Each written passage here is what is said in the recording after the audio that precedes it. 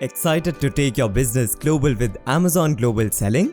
Let's see how Ravi, a seller on Amazon, completed registration process with Amazon Global Selling to sell in North America, Europe, Japan, and Australia.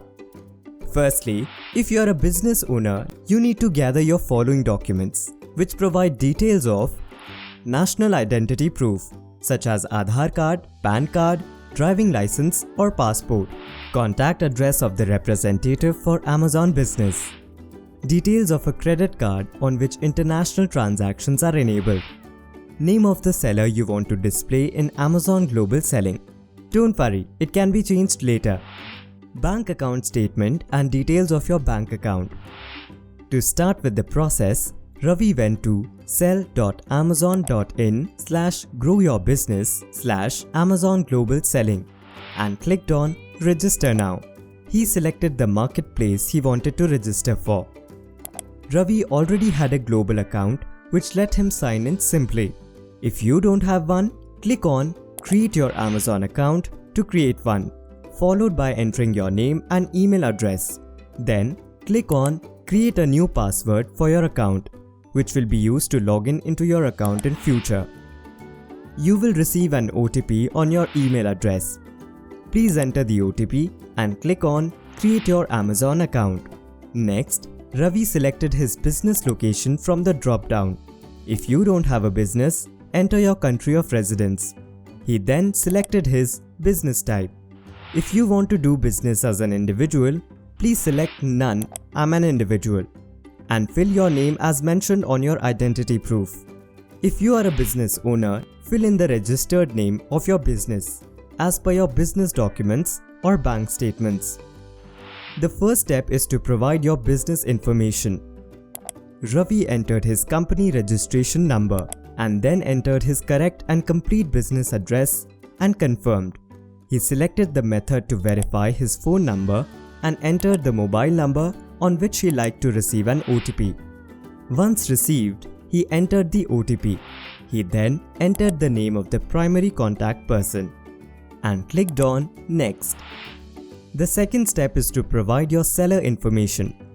Ravi simply selected his country of citizenship, country of birth, and date of birth.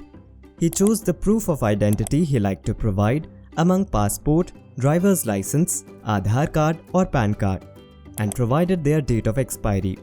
If you chose Aadhaar card or PAN card, you can skip the date of expiry field. He then checked his residential address and made sure that it matched with the one on his bank account statement. You can add another address if it doesn't. Please ensure you add your current address, since Amazon might send a postcard to verify this. Ravi verified his mobile number. You can add more numbers if needed. He selected the checkbox on the basis of information provided. Beneficial owners are ones who own or control the business through direct or indirect ownership of 25% or more of the shares or voting rights of the business, or any other person who otherwise exercises control over business management. As Ravi had added all the beneficial owners of his business, he clicked Yes. You can click No if there are more than one owner, and click Save to proceed. In order to complete the third step and fill your billing information, you will need to provide your credit card details. Do note that you will be charged a subscription fee based upon the marketplace you choose to sell.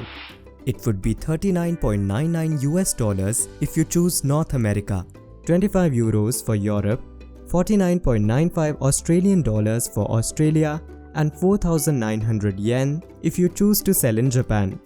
Ravi entered his credit card number, expiry date, typed the cardholder's name, and filled in the credit card billing address.